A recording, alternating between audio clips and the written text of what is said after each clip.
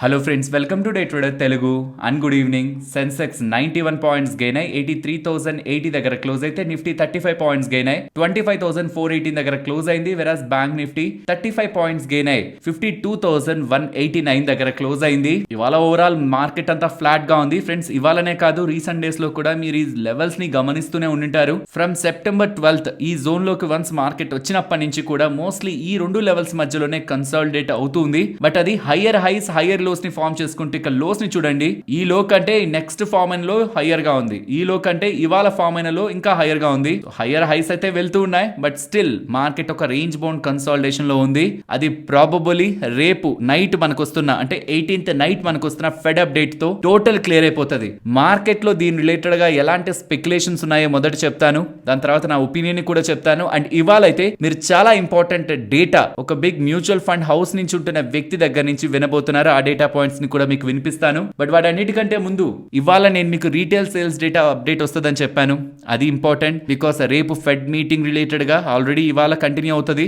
రేపు event related గా వాళ్ళ ఫైనల్ డెసిషన్ తీసుకోవడానికి రీటైల్ సేల్స్ డేటా వాళ్ళకి వాల్యూని యాడ్ చేయొచ్చు. కాబట్టి ఇవాళ రీటైల్ సేల్స్ డేటా కూడా మార్కెట్ రియాక్ట్ అయ్యే అవకాశం ఉంది. బట్ రేపటి ఫెడ్ డేటాతో మాత్రం మార్కెట్ న్యూట్రల్ గా అయితే ఉండదనేది నా ఒపీనియన్. ఏదో ఒక డైరెక్షన్ అయితే తీసుకుంటది. అండ్ ఆ డైరెక్షన్ లో కూడా కొంచెం ట్రాప్ ఉండే అవకాశం ఉంది. అది నేను మీకు క్లియర్ గా ఎక్స్ప్లెయిన్ చేస్తాను. ఎలా అంటే 50 బేసిస్ పాయింట్స్ కట్ వస్తుందని ఈ మధ్య కాలంలో స్పెక్యులేషన్స్ అయితే బాగా పెరిగాయి. అది కూడా కొంచెం మార్కెట్ అబ్జార్బ్ చేసుకుందని అని అనుకుంటున్నాను. రీసెంట్ టైమ్స్ లో మార్కెట్ సడన్ గా ఒక రోజు పెరిగింది. అప్పుడు ఆల్మోస్ట్ FIS 7,000 crores కంటే పైగానే ఇండియన్ ఈక్విటీ మార్కెట్స్ లో డబ్బులు పెట్టారు. ప్రాబబుల్లీ ఈ 50 బేసిస్ పాయింట్స్ కట్ ఏదైతే ఉంటుందో అది ముందుగానే ఎక్స్పెక్ట్ చేస్తూ ఆ డబ్బులు మన మార్కెట్స్ లోకి వచ్చుండొచ్చు. ఒకవేళ నిజంగానే అలాంటి కట్ కానీ ఉందంటే మాత్రం అది యూజువల్ గా టెక్స్ట్ బుక్ ప్రకారం థియరిటికల్ గా అది మార్కెట్స్ కి చాలా పాజిటివ్. బికాస్ రీసెంట్ గా ఉంటున్న ఏ డేటా కూడా అంత డిసప్పాయింట్ చేయట్లేదు. కాబట్టి పాజిటివ్ అనేది ఇప్పుడు పాజిటివ్. మార్కెట్ కంగారు పడాల్సిన నీడ్ లేదు. బట్ ఇది ముందుగానే మార్కెట్ లో ఎక్స్పెక్ట్ చేసే వస్తున్న డేటా పాయింట్ కాబట్టి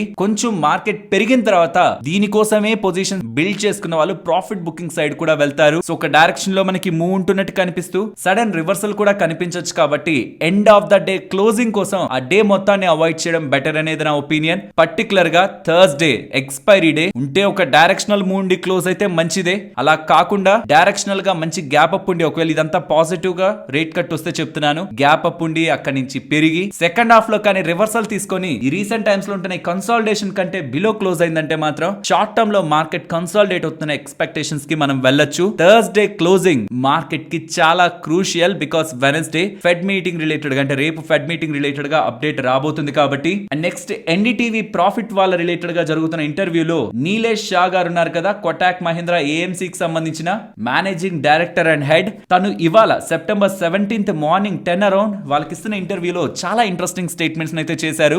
ఆ స్టేట్మెంట్స్ మీరు ఒక్కసారి విన్నారంటే ఇక్కడ నుంచి గత కొద్ది నెలల నుంచి మనం మాట్లాడుకుంటూ వస్తున్నది రీటైలర్స్ ఎలా FIS రిలేటెడ్ వస్తున్న సెల్లింగ్ ని అబ్జార్బ్ చేసుకొని మార్కెట్ లో ఒక వాల్ లా కన్స్ట్రక్ట్ చేస్తున్నారు. దేని బట్టి మనం మార్కెట్ రిలేటెడ్ గా మార్కెట్ లో వచ్చే చిన్న చిన్న కరెక్షన్స్ కూడా రీటైలర్స్ మనీ యూజ్ అయ్యి పెద్ద కరెక్షన్స్ మనం మార్కెట్ లో చూడకపోవచ్చు. గ్లోబల్ మార్కెట్స్ తో కంపేర్ చేస్తే ఇండియన్ ఈక్విటీ మార్కెట్స్ ఎందుకు పాజిటివ్ గా ఉంటాయని మనం థీసిస్ ని బిల్డ్ చేసుకోవచ్చు అని గత కొద్ది నెలలుగా మనం మాట్లాడుకుంటున్న అన్ని లాజిక్స్ కి ఒక బిగ్ పర్సన్ రిలేటెడ్ గా ఉంటున్న ఎక్స్పీరియన్స్ కూడా ఇక్కడ యాడ్ అవుతుంది. ఇప్పుడు నేను అది ప్లే చేస్తాను. ఇంగ్లీష్ లో ఉంటుంది, బట్ నాకు తెలిసినంత వరకు చాలా సింపుల్ ఇంగ్లీష్ లో ఉంది. మీరు ఒకసారి వినండి. ఇది మీకు అర్థం కావట్లేదని మీరు ఒకవేళ కామెంట్ సెక్షన్ లో చెప్తే సేమ్ టాపిక్ రేపు నేను మీకు తెలుగులో ఎక్స్ప్లెయిన్ చేస్తాను. బట్ వినడానికి ప్రయత్నించండి. ఇప్పుడు ప్లే చేస్తున్నాను. So let me turn the question in a lighter way. Neeraj bhai, I'm sure you would have seen a Lagan movie where local team defeated English team. We are seeing Lagan playing out in our market every day. First we saw one day international during COVID time where April, May, June, July, August 20 foreigners came and dumped about 70,000-80,000 crore. They just wanted to exit, so there was no price limit. And retail investor kept on supporting mutual fund via SIP, and we kept on buying. And finally, foreigners considered defeat. Then they realized that one day international is not where we can win. So they came to play test match. Between October 21 to June 22, they sold about 250,000 crore worth of equity. Again, retail investor kept on supporting us. Don't worry, we are sending our SIP money. Just keep on investing in India growth story. Eventually, foreigners tired out and then they withdrew from test match. Then they realized that we can't win against retail investors and mutual funds in one day or in test match. So let's come and play T20. So on the election result day, they came to play T20 and one single day they sold more than 20,000 crore. Now this time retail investors said, mutual funds, you move out, we'll give you some money, you can do what you want, but let us play directly. They pumped more than 20,000 crore in a single day to take out all the foreigners selling. Now with this kind of domestic participation, you can very well guess what kind of corrections will come and how swift it will. Hope మీకు అర్థమైందని. వివిధ సందర్భాల్లో ఎలా FIs ని retailers failure గా మార్చి Indian equity markets ని strengthen చేశారంత అని చెప్తున్నారు. ఇది ఒక different phase Indian equity markets లో రీటైలర్స్ ఒక ప్రెసెన్స్ ఒక డిఫరెంట్ ఫేజ్ లో అయితే నడుస్తుంది. అది మోస్ట్లీ మంచిదిగానే మనకు కనిపిస్తున్నా, మంచి ఫాల్స్ వస్తున్నప్పుడే మనం లోయర్ ప్రైస్ లో కొనుక్కునే అవకాశం ఉంటుంది. నాలెడ్జ్ ఉంటున్న వాళ్ళకి ఫాల్స్ చాలా ఇంపార్టెంట్, బికాస్ అందరూ భయపడి అమ్మేస్తున్నప్పుడు వాళ్ళు చాలా తక్కువ ధరలో స్టాక్స్ ని కొనుక్కోవచ్చు. బట్ అది లేకపోవడం కొంత వరిని అయితే క్రియేట్ చేస్తుంది. కానీ ప్రాబుల్ ఎట్ సమ్ పాయింట్ అంతా లిక్విడిటీ అబ్జర్వ్ అయ్యాక ఏదో ఒక పాయింట్ లో ఒక మంచి కరెక్షన్ వస్తుందని ఒక వెయిట్ చేయడం తప్పించి ఈ రీసెంట్ టైమ్స్ లో retailers money, mutual funds side పెట్టుకున్న మనీ అండ్ ఎఫ్ఐఎస్ మార్కెట్ నుంచి తీసుకువెళ్ళి ఇంకా రావాల్సిన మనీ, ఇదంతా కూడా చిన్న చిన్న మార్కెట్ కరెక్షన్స్ ని కూడా షాలోగా చేసేస్తూ మార్కెట్స్ నాట్ ఈవెన్ 3%, 4% కూడా పడకముందే మళ్ళీ పెరిగిపోతూ ఉన్నాయి. అండ్ మీకు గతంలో కూడా చెప్పాను, కింద ఉంటున్నదంతా ఎఫ్ఐఎస్ భారీ మొత్తంలో ఇండియన్ ఈక్విటీ మార్కెట్స్ నుంచి డబ్బులు తీసుకువెళ్ళిపోయారు. రీసెంట్ టైమ్స్ లో వాళ్ళ ప్రెసెన్స్ కొంత మార్కెట్ లో పెరుగుతుందనేలా థీమ్స్ అయితే బిల్డ్ అవుతున్నాయి. బట్ ఎక్కడా కూడా అది కన్స్ట్రక్టివ్ గా లేదు, అంటే గ్రాడ్యువల్ గా వాళ్ళు ఇన్వెస్ట్మెంట్ చేసుకుంటూ వెళ్తున్నట్లేదు. కొన్నిసార్లు వస్తున్నారు, కొన్నిసార్లు తీసుకువెళ్తున్నారు. ప్రాబులీ ఫెడ్ ఈవెంట్ తర్వాత నుంచి ఒక డైరెక్షనల్ ఇన్ఫ్లోస్ వాళ్ళ దగ్గర నుంచి ఉండే ఛాన్సెస్ ఉంటాయి on the positive case expect చేయాలంటే. అండ్ ఎఫ్ఐఎస్ రిలేటెడ్ గా ఇండెక్స్ ఆప్షన్స్ పరంగా అయితే పెద్ద చేంజ్ ఏం రావట్లేదు, ఫ్యూచర్స్ పరంగానూ పెద్ద చేంజ్ ఏం రావట్లేదు. అటు పాజిటివ్ కు వెళ్తున్నాయి అండ్ అగైన్ మళ్ళీ ఫ్లిప్ అయిపోయి నెగిటివ్ కు వస్తున్నాయి. బట్ మార్కెట్ మాత్రం రీసెంట్ డేస్ లో కొంత కన్సాలిడేటెడ్ గా స్టాండ్ అలోన్ గా రేంజ్ బౌండ్ లోనే ఉంది. అండ్ ఎఫ్ఐఎస్ కి సంబంధించిన ఫ్యూచర్స్ యాక్టివిటీ కూడా నియర్లీ 68% నెట్ లాంగ్ పొజిషన్స్ తో రీసెంట్ టైమ్స్ లో మీరు గమనించవచ్చు. ఆల్మోస్ట్ 65, 66, 67 ఇన్ బిట్వీన్ ఒక 3-4% రేంజ్ లోనే ఎఫ్ఐఎస్ ఒక ఫ్యూచర్స్ యాక్టివిటీ మెయింటైన్ అవుతుంది. యూజువల్ గా ఇలా జరుగుతున్నప్పుడే మార్కెట్ రేంజ్ బౌండ్ లో ఉంటుంది. అదే ప్రెసెంట్ అయితే కనిపిస్తుంది. ప్రాబబుల్లీ ఈవెంట్ కి ముందు కూడా మార్కెట్ పెద్దగా రియాక్ట్ అవ్వదు, ఈవెంట్ రోజు రియాక్ట్ అవ్వాలని. So September 18th market related గా వస్తున్న ఈవెంట్ అవుట్కమ్ మార్కెట్ రిలేటెడ్ గా ఒక బిగ్ ఈవెంట్ గా టర్న్ అయ్యే ఛాన్సెస్ ఉన్నాయి. కాబట్టి ఓవర్ నైట్ పొజిషన్స్ ని అవాయిడ్ చేయండి. అండ్ పర్సనలీ ఓవరాల్ గా మార్కెట్ ఏదైతే ఎక్స్పెక్ట్ చేస్తుందో దానికి ఆపోజిట్ గా జరిగితే పొజిషన్స్ ని ఎలా హ్యాండిల్ చేయాలన్నది కూడా ప్రిపేర్డ్ గా ఉండండి. పాజిటివ్ ఎప్పుడు పాజిటివే కాకపోవచ్చు, టెంపరీగా చెప్తున్నాను. ఓవరాల్ మార్కెట్ ని retailers money, mutual funds money, FIs money ఇది ఎలాగో ప్రొటెక్ట్ చేస్తుంది. లాంగ్ టర్మ్ రిలేటెడ్ గా నో డౌట్ బిగ్ కరెక్షన్ రావాలి అనుకొని వెయిట్ చేయడమే తప్పితే ఇప్పుడు అలా వచ్చేలాగైతే ప్రెసెంట్ ఉన్న మార్కెట్ కండిషన్స్ లో కనిపించట్లేదు. అన్లెస్ ఎవరైనా ఒక బిగ్ షాక్ మార్కెట్ కి ఇస్తే తప్పించి, అంటే మన డొమెస్టిక్ గా మ్యూచువల్ ఫండ్స్ పార్టిసిపేట్ చేయకూడదు, గ్లోబల్ గా ఎఫ్ఐఎస్ పార్టిసిపేట్ చేయకూడదు, రీటైలర్స్ కూడా ఇమీడియట్ గా కాకుండా స్లోగా పార్టిసిపేట్ చేస్తూ వస్తే అప్పుడు సెల్లింగ్ ప్రెషర్ బాగా క్రియేట్ అవుతుంది. ఇలా గ్లోబల్ గా ఎఫ్ఐఎస్, మన డొమెస్టిక్ మ్యూచువల్ ఫండ్స్ ఇద్దరు కొంచెం పక్కకి జరిగి వెయిట్ మోడ్ లో ఉండాలంటే మాత్రం వాళ్ళకి ఒక స్ట్రాంగ్ డేటా ఫ్యాక్టర్ కావాలి, గ్లోబల్ గా అయినా డొమెస్టిక్ గా అయినా. అలాంటిది ఏది రాకుండా నార్మల్ కరెక్షన్స్ వస్తున్నప్పుడు మాత్రం వాళ్ళకి స్లోగా ఇన్ఫ్యూజన్ అయితే చేస్తూ ఉంటారు. సో లాంగ్ టర్మ్ రిలేటెడ్ గా అయితే నెగిటివ్ గా తీసుకోవాల్సిన ఫ్యాక్టర్స్ ఏం కనిపించట్లేదు. But in the short term మాత్రం ఫెడ్ ఈవెంట్ ఒక్కటి క్లోజింగ్ వరకు వెయిట్ చేయండి, థర్స్డే క్లోజింగ్ వరకు వెయిట్ చేయండి. సర్ప్రైజెస్ ఉండొచ్చు సెకండ్ హాఫ్ లో ఆర్ ఫస్ట్ హాఫ్ లో అయినా, ఓపెనింగ్ తర్వాత అయినా. ఇఫ్ అనుకున్నవన్నీ అనుకున్నట్టు జరిగితే 50 basis points 25 basis points cut ఇచ్చి నెక్స్ట్ కూడా అగ్రెసివ్ గా కట్ చేస్తా అనే స్టేట్మెంట్స్ పాజిటివ్ అవుట్కమ్ తో మార్కెట్ గ్యాప్ అప్ అయి అక్కడి నుంచి ఏం జరుగుతుంది అన్నది ఎండ్ ఆఫ్ ద డే లో వెయిట్ చేసి చూడటం బెటర్ అనేది నా ఒపీనియన్. అండ్ డాలర్ ఇండెక్స్ కూడా రీసెంట్ టైమ్స్ లో లో లెవెల్స్ కి అయితే ఫాలో అవుతుంది. 100.7 దగ్గరికి వచ్చింది. అది ఈక్విటీ మార్కెట్స్ కి మంచిది. అండ్ ఓవరాల్ మార్కెట్ పరంగా వ్యూ రీసెంట్ టైమ్స్ లో మార్కెట్ అయితే కన్సాలిడేట్ అవుతుంది. కానీ ఈ ఫెడ్ రిలేటెడ్ గా ఉంటున్న ఈవెంట్ ఒక అవుట్కమ్ వచ్చిన తర్వాత ఏదైనా ఒక ప్రాఫిట్ బుకింగ్ వచ్చి డీసెంట్ గా మార్కెట్ కొంత ఫాల్ అయి అక్కడి నుంచి ఫర్దర్ గా మళ్ళీ స్టెబిలైజ్ అయి అప్ సైడ్ కి అయితే వెళ్తుందని అయితే ఎక్స్పెక్ట్ చేస్తున్నాను. ఇది న్యూట్రల్ కేస్ లో, అంటే మార్కెట్ యూజువల్ గా పొజిషనింగ్ ని బట్టి రియాక్ట్ అవ్వాలంటే ముందుగానే పొజిషనింగ్ అంతా పాజిటివ్ ఉంది కాబట్టి ఈవెంట్ ఎక్స్పెక్టెడ్ గా ఉన్న ప్రాఫిట్ బుకింగ్ యూజువల్ గా రావాలి. అలా జరిగితే నేను అనుకున్నట్టు లేదు, మార్కెట్ లో ఈ పొజిషనింగ్ ద్వారా వచ్చిన ప్రాఫిట్ బుకింగ్ ని కూడా అబ్జర్వ్ చేసుకుంటూ లిక్విడిటీ బాగుంది, బయింగ్ సైడ్ ఇంకా స్ట్రాంగ్ లిక్విడిటీ ఉందంటే ఈ లైన్ కి బిలో కూడా కాకుండా వచ్చే చిన్న ఫాల్స్ అయినా మార్కెట్ లో మళ్ళీ బయింగ్ ఆపర్చునిటీగా మారుతూ అప్ సైడ్ కి వెళ్లే ఛాన్సెస్ కూడా కనిపిస్తూ ఉన్నాయి. బట్ ఏదనేది ఫెడ్ ఈవెంట్ తర్వాత ప్రైస్ యాక్షన్ మనకి కన్ఫర్మేషన్ ఇస్తుంది. కాబట్టి థర్స్డే క్లోజింగ్ మార్కెట్ రిలేటెడ్ గా మనకు ఒక ఫర్దర్ డైరెక్షన్ అయితే ఇండికేట్ చేసే డే అవుతుంది. కాబట్టి థర్స్డే కొంచెం మార్కెట్ తో జాగ్రత్త ఫ్రెండ్స్. ఇలా మార్కెట్ లో ఉంటున్న ఎంటైర్ డేటాని అనాలిసిస్ చేస్తూ వీడియోని ఇలా మీ ముందుకు తీసుకురావడానికి మేం పెడుతున్న ఎఫర్ట్స్ మీకు వాల్యుబుల్ గా అనిపిస్తూ ఉంటే మన వీడియోని తప్పకుండా లైక్ చేయండి.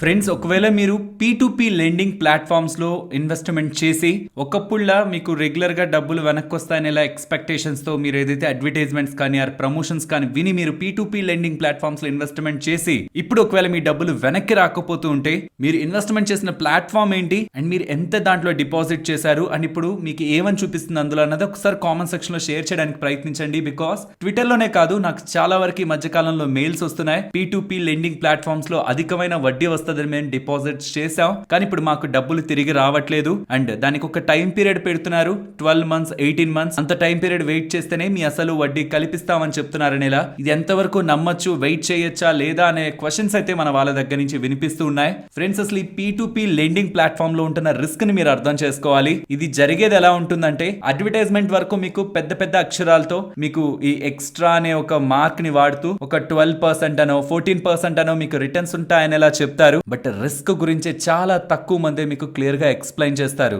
మీరు P2P లెండింగ్ ప్లాట్ఫామ్స్ లో డబ్బుల్ని పెడితే అవి చిన్న చిన్న వ్యాపారులకి లోన్స్ గా వెళ్తాయి. వాళ్ళు మీకు వస్తున్న రిటర్న్ కంటే అధికమైన రిటర్న్ ని మీరు ఎందులో అయితే ఇన్వెస్ట్ చేస్తున్నారో వాళ్ళకి పే చేస్తారు. లెట్స్ సే మీకు 14% రిటర్న్ వస్తుందని ఎలా మీరు ఇన్వెస్ట్మెంట్ చేస్తున్నారు అనుకోండి, అప్పు తీసుకునేవాడు 18% కో 20% కో అప్పు తీసుకుంటాడు. అంత ఎక్కువ వడ్డీకి పెట్టి అప్పు తీసుకుంటున్నారంటేనే వాళ్ళ సిబిల్ బాలేదనో లేకపోతే వాళ్ళకి బ్యాంక్స్ ఎక్కువగా లోన్స్ ఇవ్వట్లేదనో ఏదో ఒక రీజన్ తోనే కదా. సో వాళ్ళు తిరిగి కట్టే ప్రాబబిలిటీ కూడా 100కి 100% అయితే ఉండదు, కొంత డిఫాల్ట్ అయితే ఉంటుంది. ఆ రిస్క్ ని ఎవరు భరిస్తారు? డిఫాల్ట్ అయితే ఆ రిస్క్ ని ఎవరు భరిస్తారు? డిపాజిట్స్ చేసిన వాళ్ళే భరించాలి. సో అధికమైన వడ్డీ వస్తుంది కరెక్టే, మరి రిస్క్ కూడా అలానే ఉంటది. మీరు పెట్టిన డబ్బులు ఎవరెవరికైతే వెళ్తాయో వాళ్ళలో ఎవరైనా డిఫాల్ట్ చేస్తే ఆ భారాన్ని కూడా మీరే భరించాలి. బట్ అది కాదు పాయింట్ ఇక్కడ. రీసెంట్ టైమ్స్ లో RBI వాళ్ళు ఎంతసేపటికి P2P లెండింగ్ అని అదని ఇదని ఇన్వెస్టర్స్ కి మంచి మాటలే చెప్పేసి అందరి దగ్గర డిపాజిట్లు చేసి బిజినెస్ ని పెంచుకుంటున్నారు, వాటి రిస్క్ ని చెప్పట్లేదని ఆగ్రహాన్ని వ్యక్తం చేసి కొన్ని రూల్స్ ని మార్చేశారు. ఈ రూల్స్ తో లిటరలీ P2P లెండింగ్ అనేది ఇంచుమించు ఎండింగ్ వచ్చేసినట్టే. అండ్ ఆఫ్టర్ ఈ అప్డేట్ వెంటనే యూజర్స్ అందరూ కూడా P2P లెండింగ్ ప్లాట్ఫామ్ లో నుంచి డబ్బుల్ని వెనక్కి పెట్టుకోవాలని ప్రయత్నిస్తూ ఉండడం. ఈ లెండింగ్ ప్లాట్ఫామ్స్ అన్ని ఏం చేస్తాయంటే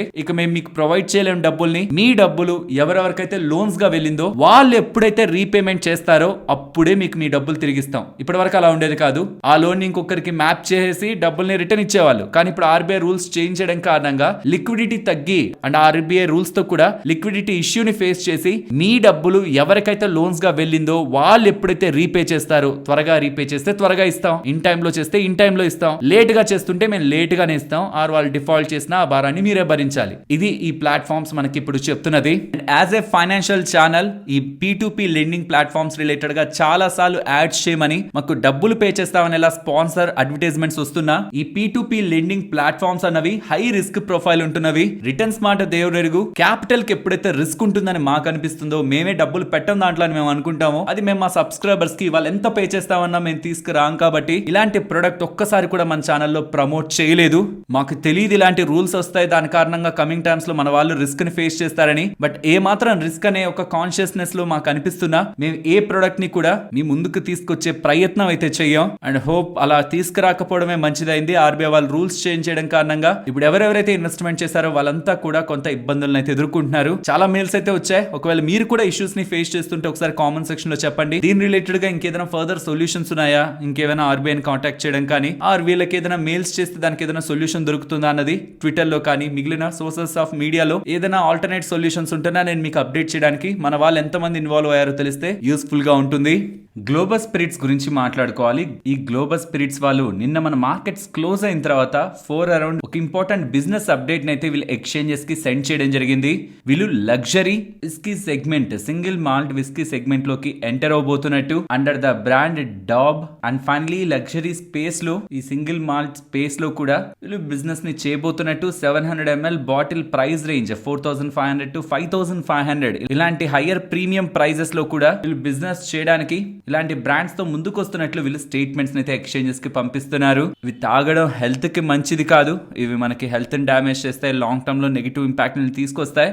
బట్ యాజ్ ఎ బిజినెస్ వీళ్ళు ఇలాంటివి తీసుకొస్తూ ప్రీమియం స్పేస్ లో కూడా మేము గ్రో అవుతామని ఇలా స్టేట్మెంట్స్ చేస్తూ ఉండడం కమింగ్ టైమ్స్ లో వీళ్ళ నెంబర్స్ ని బెటర్ గా ఎక్స్పెక్ట్ చేయడానికి మనకు కొంత కాన్ఫిడెన్స్ ని బిల్డ్ చేస్తుంది. ప్రాబబుల్లీ రీసెంట్ టైమ్స్ లో వస్తున్న మల్టిపుల్ అప్డేట్స్, గవర్నమెంట్ సైడ్ నుంచి వచ్చిన అప్డేట్స్ కానివ్వండి, బిజినెస్ పరంగా వీళ్ళు చేస్తున్న రీసెంట్ అప్డేట్స్ అన్నిటితో కూడా లాస్ట్ 1 month లో 50% 50% పెరిగింది. అండ్ లాస్ట్ 6 months లో 80% దగ్గరగా గ్లోబల్ స్ప్రిట్ స్టాక్ ప్రైస్ అయితే పెరిగింది. ఫ్రెండ్స్, ఇలా న్యూస్ అప్డేట్స్ ని అనాలిసిస్ చేస్తూ మీ ముందుకి కంటెంట్ తీసుకురావడానికి మేం పెడుతున్న ఎఫర్ట్స్ మీకు వాల్యుబుల్ గా అనిపిస్తూ ఉంటే మన వీడియోని తప్పకుండా లైక్ చేయండి. నెక్స్ట్ ఇండో కౌంట్ గురించి మాట్లాడుకోవాలి. ఇది ఒక టెక్స్టైల్ కంపెనీ. వీళ్ళు యుఎస్ కి సంబంధించిన ఫ్లూవిటెక్స్ అనే ఒక కంపెనీలో 81% వాటాని $19.63 million కి కొనబోతున్నట్లు అప్డేట్స్ అయితే చేశారు.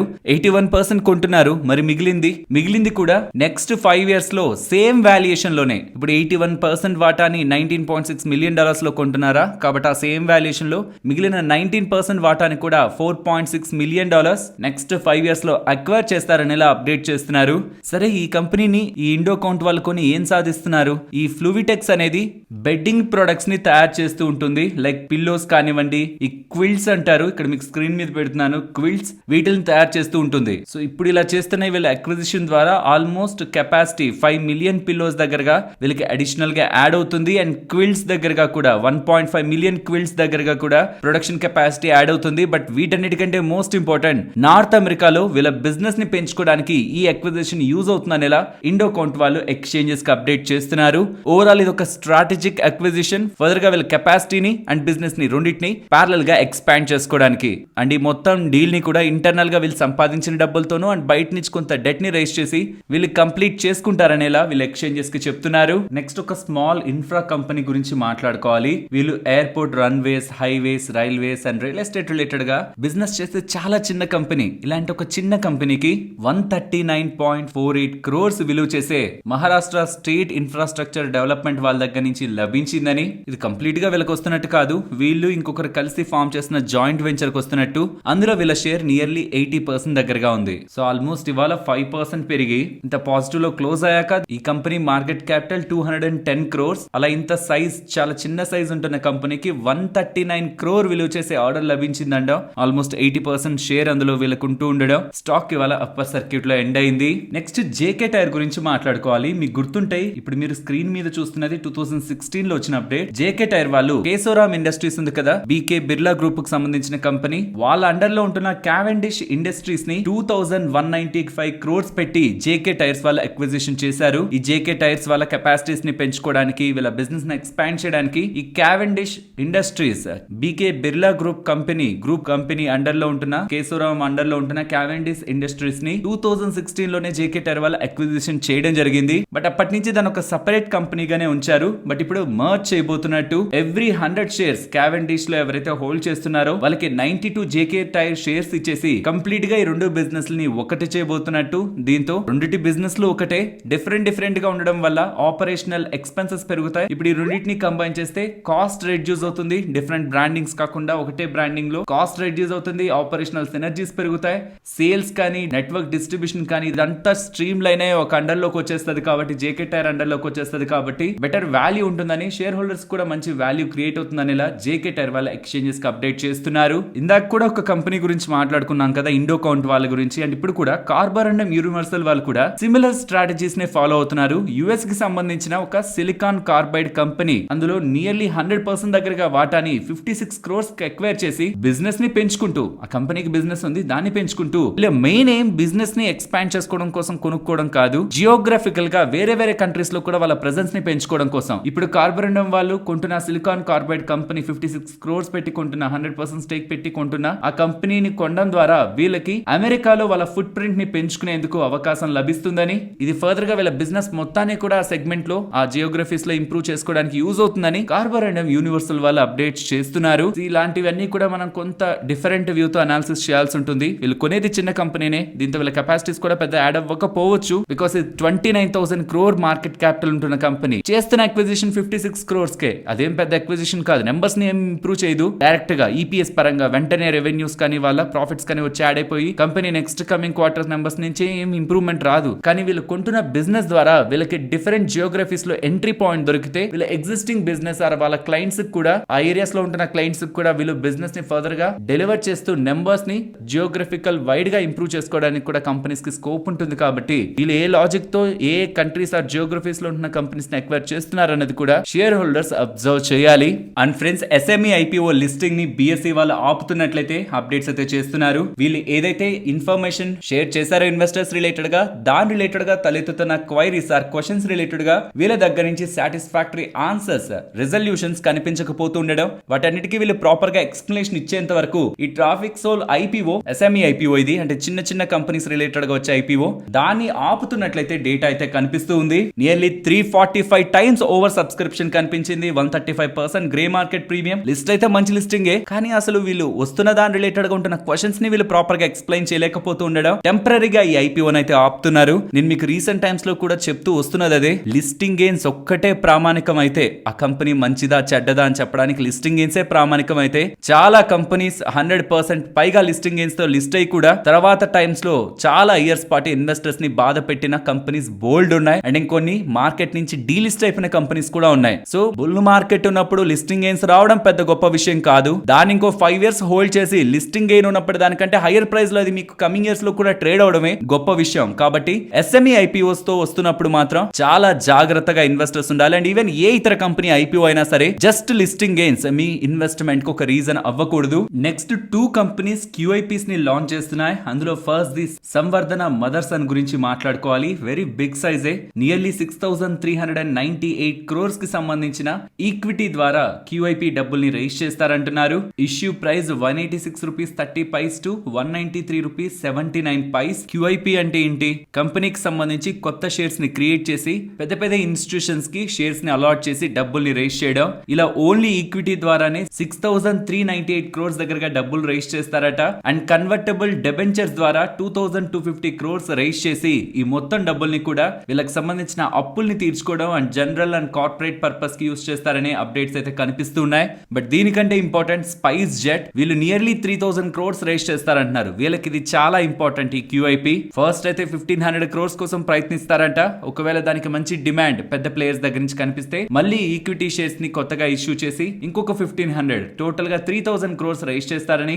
దీంతో వీళ్ళ ఎంటైర్ ఈక్విటీ డైల్యూషన్ 38% కి వెళ్తుంది. 38% డైల్యూట్ అయిపోతుంది వీళ్ళ ఈక్విటీ. మరి వచ్చే డబ్బులతో వీళ్ళు ఏం చేస్తారు? ఎగ్జిస్టింగ్ వీళ్ళు కట్టాల్సిన అప్పులు ఉన్నాయి అండ్ ఎంప్లాయీస్ కూడా పే చేయాల్సిన సాలరీస్ ఇవన్నీ డ్యూస్ ఉన్నాయి, వాటన్నిటికీ యూస్ చేసుకుంటారనేలా స్పైస్ జెట్ వాళ్ళు చెప్తున్నారు. నెక్స్ట్ నియోజన్ కెమికల్స్ గురించి మాట్లాడుకోవాలి. నియోజన్ కెమికల్స్ ఇవాళ స్ట్రాంగ్ గా పెరగడానికి ప్రధానమైన కారణం అవెండెస్ స్పార్క్ వాళ్ళు వీళ్ళ రిలేటెడ్ గా ఒక రిపోర్ట్ ని రిలీజ్ చేస్తూ స్టాక్ ఒక టార్గెట్ 3,600 అని, అంటే నిన్నటి క్లోజింగ్ ప్రైస్ నుంచి నియర్లీ 125% దగ్గరగా ఇన్ ద బేస్ కేస్ పెరుగుతుందని అండ్ 3 years లో స్టాక్ టార్గెట్ 4,900 రూపీస్ అనేలా వాళ్ళ రేటింగ్ ని స్టాక్ రిలేటెడ్ గా ఇస్తూ ఉండడం స్టాక్ పెరగడానికి ప్రధానమైన కారణం. ఎందుకంత స్ట్రాంగ్ గ్రోత్? నియర్లీ వీళ్ళు చెప్తున్న దాని ప్రకారం 46% CAGR FY 25, 26, 27 on coming years లో వస్తుందని చెప్తున్నారు. ఏంటి దాని బ్యాక్ ఉంటున్న మెయిన్ రీజన్? వీళ్ళు బ్యాటరీ రిలేటెడ్ గా ఉంటున్న కెమికల్స్ లో బిజినెస్ చేస్తున్నారు కదా. వీళ్ళు ఇండియాకి సంబంధించిన one of the largest importer lithium carbonate related గా. సో ఎలక్ట్రోలైట్ సాల్ట్స్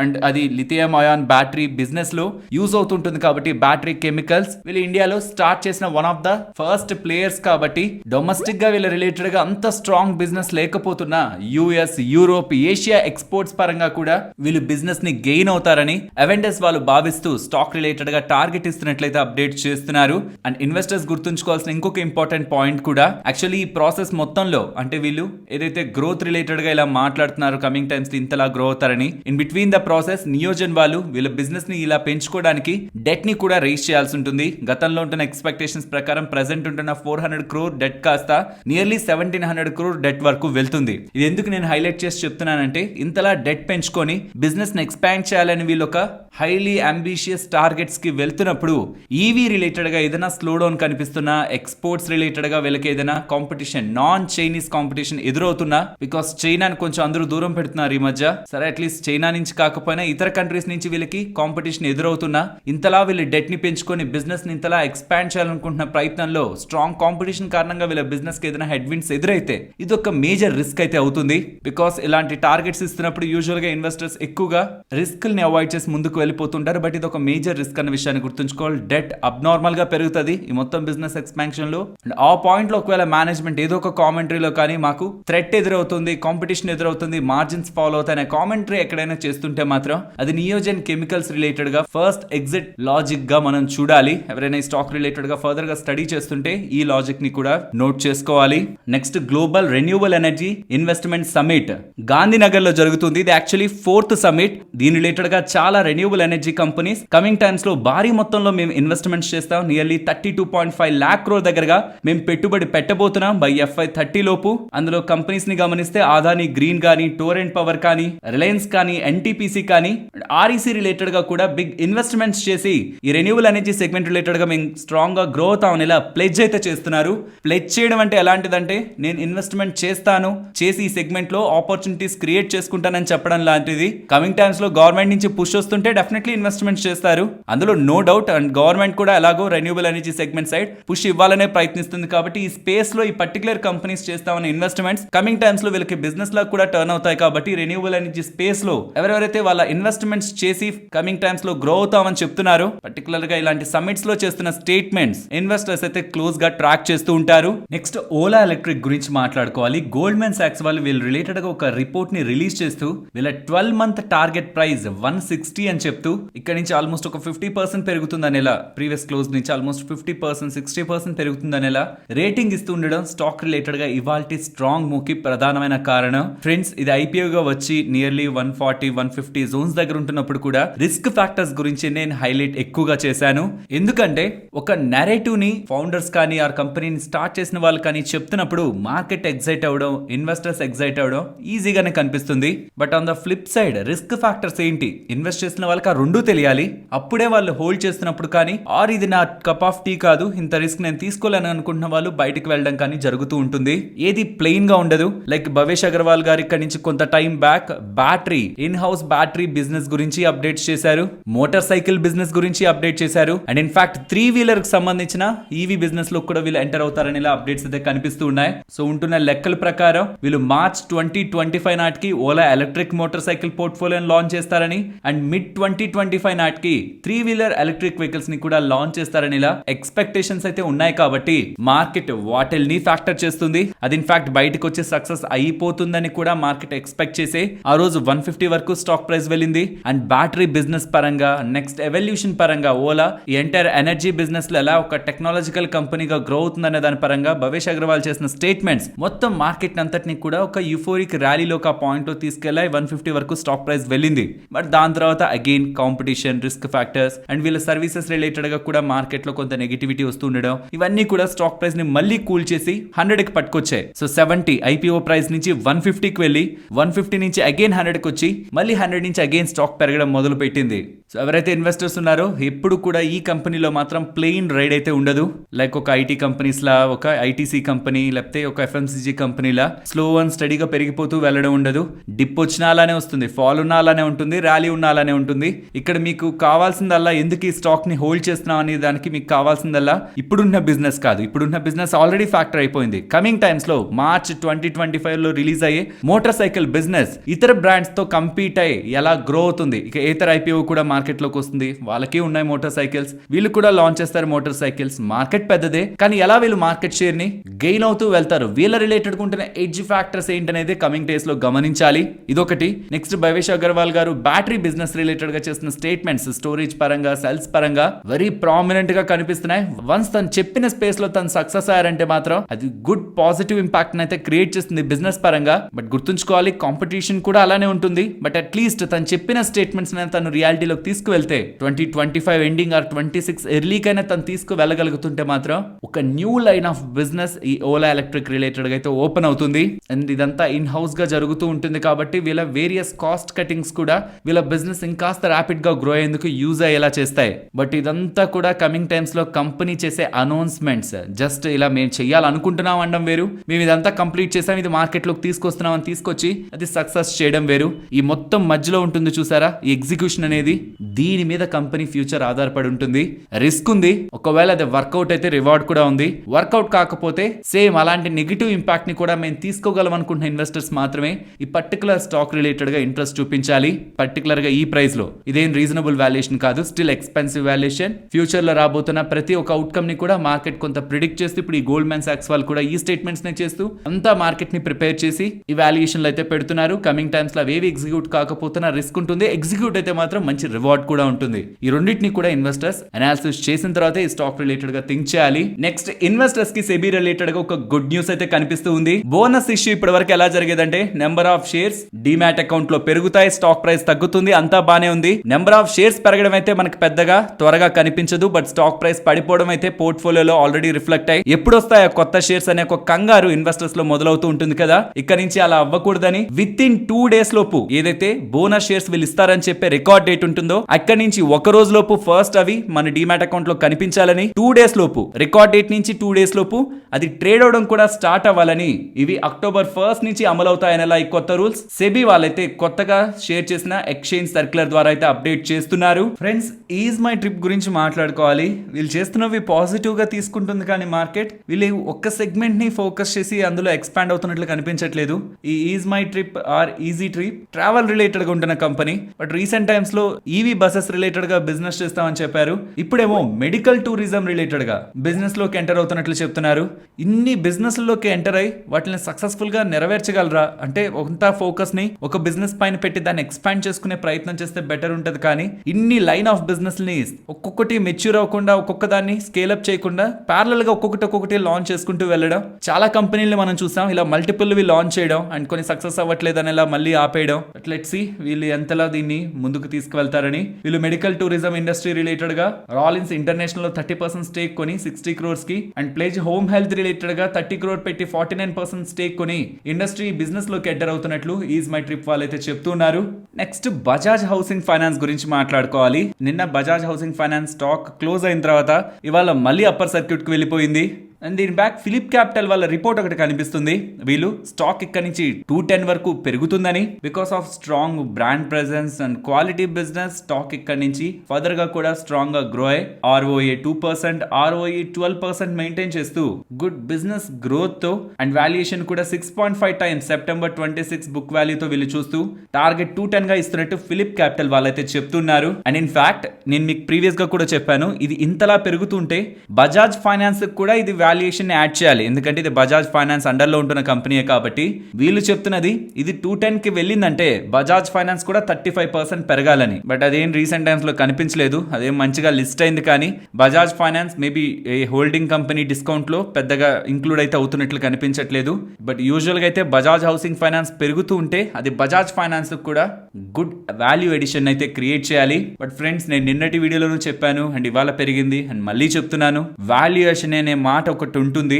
ఏదైనా టెక్నాలజీ బేస్డ్ కంపెనీ అనుకోండి, ఏదైనా కొత్త ఇన్నోవేషన్ చేసి ర్యాపిడ్ గా సేల్స్ ఉంటాయి, వెంటనే మొత్తంలో బూమ్ ఉంటుంది. సో కాబట్టి దీనికి ఒక హైయర్ వాల్యుయేషన్ ఇవ్వచ్చు అంటే లాజిక్ ఉంది. ఫైనాన్సింగ్ కంపెనీస్ ఉన్నట్టుండి ఏం మారిపోతుంది, ఇతర ఫైనాన్సింగ్ కంపెనీస్ చేయాల్సిందే బజాజ్ హౌసింగ్ ఫైనాన్స్ కూడా చేయాల్సి ఉంటుంది. But strong brand and network ని ఈజీగా పెంచుకునే రూట్ మ్యాప్ వాళ్ళ దగ్గర ఉండొచ్చేమో. బట్ ఇది ఎప్పటి నుంచో మార్కెట్ లో ఉంటున్నదే, అంటే స్టాక్ మార్కెట్ లో కాదు, ఈ బిజినెస్ స్పేస్ లో ఉంటున్న కంపెనీ ఏమేం చేయాలో ఆల్రెడీ చేస్తూ ఉంటారు. కొత్తగా ఇప్పుడు మార్కెట్ లోకి వచ్చి వెంటనే వీళ్ళు గ్రో అయిపోయేలా ప్లాన్స్ ఏ ఉండవు. ఎందుకు చెప్తున్నానంటే, అంటే మార్కెట్ లో పాజిటివ్ బజ్ ఉన్నప్పుడు ఎందుకు నెగిటివ్ గా చెప్తున్నానంటే, వాల్యుయేషన్ ఒకసారి చూడండి with respect to market capital. List అయిన ఎన్ని హౌసింగ్ ఫైనాన్స్ కంపెనీస్ ని కంబైన్ చేసినా ఇప్పుడు బజాజ్ హౌసింగ్ ఫైనాన్స్ ఒక మార్కెట్ క్యాపిటల్ కి ఈక్వల్ అవ్వవు. ఇది with respect to market capital, but valuations పరంగా కూడా far superior than any other market housing finance listed companies. ఎక్కడ కూడా వాటి దగ్గర వాల్యుయేషన్స్ లో కూడా ప్రెసెంట్ బజాజ్ హౌసింగ్ ఫైనాన్స్ లేదు. నా సజెషన్ అయితే పాసిబుల్ ఏదైనా మంచి కరెక్షన్ వస్తున్నప్పుడు ఈ స్టాక్ ని యాడ్ చేసుకోండి. బెటర్, మంచి కంపెనీ, మంచి కమింగ్ టైమ్స్ లో లాంగ్ టర్మ్ గ్రోత్ ని కూడా మన పోర్ట్ఫోలియోకి యాడ్ చేయగలిగే స్ట్రెంత్ ఉంటున్న కంపెనీ. కానీ ఈ వాల్యుయేషన్ కాదు, ఇంకేదైనా ఒక బెటర్ వాల్యుయేషన్, ఏదైనా మార్కెట్ కరెక్షన్ లో మంచిగా కరెక్షన్ వచ్చి 100-120 లెవెల్స్ దగ్గర ఉంటున్నప్పుడు అయితే చాలా వాల్యూని యాడ్ చేస్తుంది. బట్ ఈ ప్రైజుల్లో ఎంటర్ అవుతుంటే వాల్యూ రాదా అంటే, పడిపోతుందా, బిగ్ ఫాల్ ఉంటుందా అంటే, టైం వైజ్ కరెక్షన్ ఏదో ఒక పాయింట్ లో కొన్ని మంత్స్ ఆర్ 1-2 years పాటు కూడా ఒక స్టాగ్నెంట్ ఫేజ్ ని మనం ఫేస్ చేయాల్సి రావచ్చు. ఇది మీకు అర్థం కావాలంటే one of the technology related గా ఉంటున్న కంపెనీని ఎగ్జాంపుల్ గా తీసుకొని చెప్తాను. క్యామ్స్ చూడండి, మంచి బజ్ ఉంటున్న టైంలో ఎక్కడ ఆకుండా భారీగా పెరిగింది. వెల్, ఈ పాయింట్స్ వరకు కూడా వాల్యుయేషన్స్ ఎవరు పట్టించుకోకుండా ఇన్వెస్ట్మెంట్ చేస్తుంటే, లెట్స్ ఈ పాయింట్ దగ్గర అయినా అనుకుందాం 2700 దగ్గర అయినా సరే ఎందుకులే హైయర్ వాల్యుయేషన్ ఉందని, ఒకవేళ దాన్ని ఎవరైనా అవాయిడ్ చేస్తుంటే నియర్లీ 40-30% దగ్గరగా గెయిన్స్ కోల్పోయే వాళ్ళని కమింగ్ డేస్ లో బాధపడే వాళ్ళేమో. కానీ అక్కడి నుంచి 2001 September 3 నుంచి చాలా టైం పీరియడ్ వరకు ఆల్మోస్ట్ 3-2.5 years వరకు కూడా టైం వైజ్ కరెక్షన్ లోకి వెళ్ళింది. స్టాక్ స్టాక్ వైజ్ పెద్ద కరెక్షన్ ఏం లేదు, ఆల్మోస్ట్ ఒక 40-50% correction. But time wise correction nearly 3 years of correction, ఎటువంటి రిటర్న్స్ లేకుండా అలా వదిలేస్తుంది. ఇదేం క్వాలిటీ కంపెనీ కదా, quality company. But A valuation లో ఎంటర్ అయ్యారు అది పాయింట్ అవుతుంది. ప్రెసెంట్ అయితే ఎక్స్పెన్సివ్ వాల్యుయేషన్, అన్లెస్ వీళ్ళు నెక్స్ట్ కమింగ్ నెంబర్స్ ని వెరీ రోబస్ట్ గా పోస్ట్ చేసి ఆ వాల్యుయేషన్ ని మ్యాచ్ చేస్తే ఓకే. బట్ అలా చేయకపోతుంటే టైం వైజ్ కరెక్షన్ కి కూడా ఇన్వెస్టర్స్ ప్రిపేర్డ్ గా ఉంటే దెన్ వెల్ అండ్ గుడ్. నేను ఒక 5 years కాదు 10 years 15 years ఆరిజన్ తో ఎంటర్ అవుతున్నాను, నాకేమి పాయింటే కాదు, టైం వైజ్ కరెక్షన్ నేను హ్యాపీగా మేనేజ్ చేస్తానంటే well and good. Else valuation ని మాత్రం ఏ స్టాక్ లోకి ఎంటర్ అవుతున్నప్పుడైనా బియాండ్ సమ్ పాయింట్, అది ఎటువంటి కంపెనీ అవుతున్నా రీజనబుల్ వాల్యుయేషన్ లో ఆర్ అట్లీస్ట్ మీన్ వాల్యుయేషన్ లో యాడ్ చేసుకోవడమే మనకి వాల్యూ అవుతుంది. నెక్స్ట్ D6 సిస్టమ్స్ గురించి మాట్లాడుకోవాలి. వీళ్ళ అండర్ లో ఉంటున్న subsidiary Raniel advanced systems private limited వాళ్ళకి ఇండస్ట్రియల్ లైసెన్స్ ఇండియన్ గవర్నమెంట్ అయితే ఇస్తున్నారు for the manufacturing of crucial defence components. ఏవేవి? Microwave sub models for missile sub systems, avionics and defence, electronic equipment and radar and EV systems manufacturing related గా manufacturing కి వాళ్ళ under లో ఉంటున్న కంపెనీకి licence వస్తూ ఉండడం ఆఫ్టర్ ఈ అప్డేట్ స్టాక్ అప్పర్ సర్క్యూట్ లో ఎండ్ అయింది.